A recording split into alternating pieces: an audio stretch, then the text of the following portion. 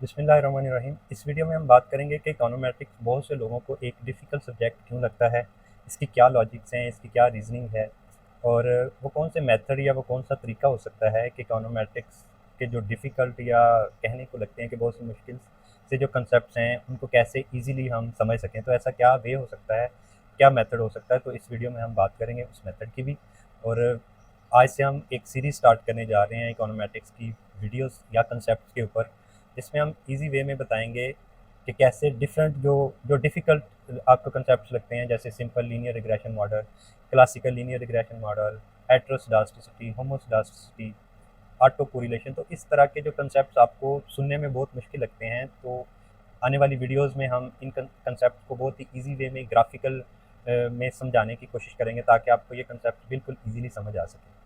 और इस वीडियो के एंड में हम बात करेंगे कि इकोनोमेट्रिक्स की डेफिनेशन की, और इसमें किस तरह का डाटा यूज़ होता है, ये हम क्यों यूज़ करते हैं, और डाटा की कौन सी टाइप्स हैं जो इकोनोमेट्रिक मॉडल्स में यूज़ होती हैं, और कौन कौन से सॉफ्टवेयर्स हैं जिसमें इकोनोमेट्रिक्स जो है उसकी एस्टिमेशन की जा सकती है। तो चलें जी, आज की वीडियो स्टार्ट करते हैं।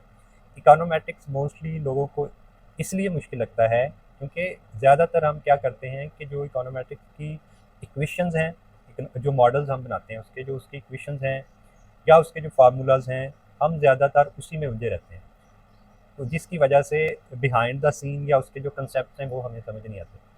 तो उससे रिलेटेड इसका ये हल यही है कि आप जब उस चीज़ की कंसेप्ट को, आपने किसी भी चीज़ के कंसेप्ट को समझना है, तो उसकी आपने ग्राफिकल रिप्रेजेंटेशंस देखनी है। तो यही वजह है कि हमें ओएलएस मेथड नहीं समझ आता, हमें ये नहीं पता चलता कि हेटेरोस्केडास्टिसिटी क्या है, होमोस्केडास्टिसिटी क्या है।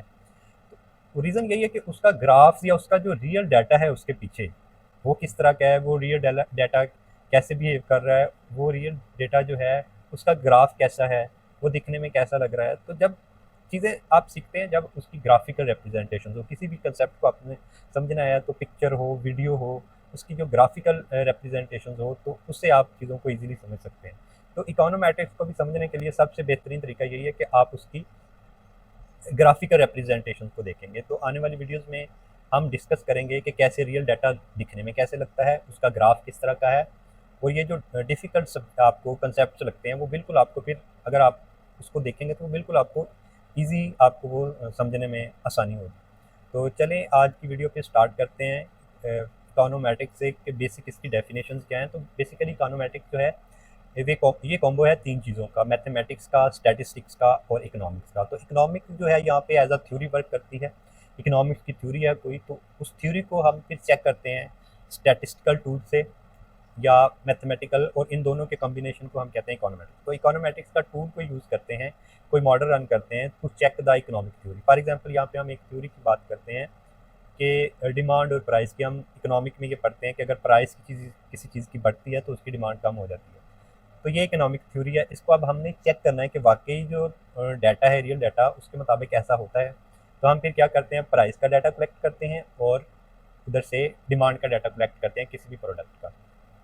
और फिर हम क्या करते हैं, उसके ऊपर एक इकोनोमेट्रिक्स का सिंपल रिग्रेशन जैसे होती है, तो वो मॉडल रन करते हैं और चेक करते हैं कि उसके जो रिजल्ट्स हैं, फिर उससे हम ये कंक्लूड करते हैं कि वाकई क्या प्राइस की वजह से किसी स्पेसिफिक प्रोडक्ट की डिमांड कम हो रही है या ज़्यादा हो रही है। तो ये बेसिक कंसेप्ट है इकोनोमेट्रिक्स का।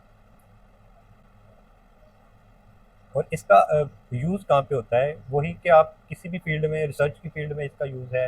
डिफरेंट जो सब्जेक्ट्स हैं, बायो में है, फिजिक्स में, हर सब्जेक्ट में इसका रिसर्च है। तो उसकी बेस पे हम फिर डाटा लेते हैं और उससे कंक्लूड करते हैं डिफरेंट इकोनॉमिक या फिजिक्स या किसी भी थ्योरीज को हम टेस्ट करने के लिए। तो इकोनोमेट्रिक्स की हमें बेसिकली ज़रूरत क्यों पड़ती है, तो इसमें एक तो हमने जैसे अभी बात की कि इकोनॉमिक थ्योरीज को टेस्ट करते हैं, दूसरा ये होता है कि हम फ्यूचर की प्रोडिक्शंस भी करते हैं इकोनोमेट्रिक मॉडल्स की बेस पे। फॉर एग्जांपल हम ये चेक करना चाह रहे हैं कि पाकिस्तान की नेक्स्ट ईयर जीडीपी क्या होगी 2026 में। तो वो हम इसलिए चेक करते हैं कि उसकी बेस पे फिर बाद में गवर्नमेंट पॉलिसीज़ बनाती है। तो ये चेक फिर हम कैसे करते हैं कि नेक्स्ट ईयर कितनी जीडीपी होगी, तो इसके लिए भी हम एक मॉडल रन करते हैं इकोनोमेट्रिक्स का। वो ये देखता है कि पास्ट में जीडीपी का बिहेवियर क्या रहा है, पाकिस्तान की जीडीपी पास्ट में बढ़ रही है, कम हो रही है, उसमें क्या बिहेवियर है उसका। तो उसकी बेस पे हम फिर फ्यूचर उसकी प्रिडिक्शन करते हैं, उसमें कोई रिग्रेशन का फॉर एग्जांपल मॉडल रन करके। तो जब हम वो कंक्लूड कर लेते हैं उसकी रिजल्ट की बेस पे, फिर गवर्नमेंट जो है नेक्स्ट ईयर या अभी से पॉलिसी डिफाइन करती है कि हमारा کیا انفلیشن ہونا چاہیے، ریٹ کتنا ہونا چاہیے، انٹرسٹ ریٹ کتنا ہونا چاہیے اس جی ڈی پی کو دیکھتے ہوئے. اس طرح سے اس کا جو ہے وہ یوز ریئل لائف میں ہمیں نظر آتا ہے. اکانومیٹرکس میں بیسیکلی 3 ٹائپس کا ڈیٹا جو ہے وہ زیادہ تر یوز ہوتا ہے، cross sectional data, time series data اور پینل ڈیٹا. تو کراس سیکشنل ڈیٹا وہ ڈیٹا ہوتا ہے جس میں ایک ٹائم پیریڈ کے اوپر ڈفرینٹ ویریبلس کا ڈیٹا آپ کے پاس موجود ہو، لیکن اس میں ٹائم پیریڈ زیادہ نہیں ہوتا. شارٹ پیریڈ کے لیے آپ ڈفرینٹ ویریبلس کا ڈیٹا کلیکٹ کرتے ہیں، تو وہ کراس سیکشن. ٹائم سیریز میں کیا ہوتا ہے کہ ویریبل سنگل ہے لیکن اس کی جو ٹائم پیریڈ ہے وہ بہت زیادہ لینتھی ہے. فار ایگزامپل پاکستان کی جی ڈی پی کا جیسے ڈیٹا آپ لیتے ہیں، سپوز کہ 2001 سے لے کے 2025 تک جو پاکستان کی جی ڈی پی گروتھ یا G D P per capita کا جو ڈیٹا ہے وہ آپ کی ٹائم سیریز کا ڈیٹا کنسیڈر ہوگا. اور تھرڈ ون ہے پینل ڈیٹا. پینل ڈیٹا میں دونوں کا کومبو ہوتا ہے، کراس سیکشن کا اور ٹائم سیریز کا. جیسے جی ڈی پی آپ نے پاکستان کی اگر صرف کنسیڈر کریں 2000 سے لے کے 2025 تک تو یہ ٹائم سیریز ہے. لیکن اس میں اگر آپ جی ڈی پی انڈیا کی بھی انکلوڈ کر لیں، نیپال کی بھی کر لیں، چائنا کی بھی کر لیں، یعنی کہ 4-5 کنٹریز کی آپ نے جی ڈی پی انکلوڈ کر لی، تو یہ ڈفرینٹ ویریبلز ہو گئے. ایک ملک کی جی ڈی پی نہیں ہے، ڈفرینٹ ملک کی جی ڈی پیز ہیں اس میں.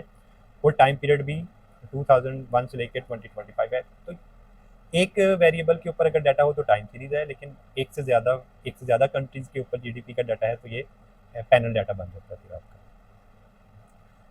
تو ڈفرینٹ ٹولز ہم اس میں یوز کرتے ہیں اکانومیٹرکس میں، کہ فار ایگزامپل ایک سمپل ریگریشن آپ نے رن کرنی ہے تو اس کے لیے ڈفرینٹ ٹولز آپ یوز کر سکتے ہیں. تو سب سے سمپل ہے وہ آپ ایکسل کی شیٹ میں اس کا ریگریشن انالیسس کر سکتے ہیں. اس کے علاوہ ڈفرینٹ سافٹ ویئرز ہیں، آر سافٹ ویئر ہے، ای ویوز ہے، اسٹیٹا ہے، اور آج کل پائتھون بھی ہے. تو اس کی کوڈنگ کے ذریعے ہم اکانومیٹرکس کی ایسٹیمیشن کرتے ہیں، پھر اس کے ریزلٹس نکالتے ہیں. تو چلیں جی، اگر آپ کو اس ویڈیو سے متعلق آپ کا کوئی بھی کویشچن ہے تو کمنٹ باکس میں آپ ضرور پوچھیے گا، اور اگر ویڈیو پسند آئی تو اس کو شیئر کیجیے گا. تو ملتے ہیں نیکسٹ ویڈیو میں.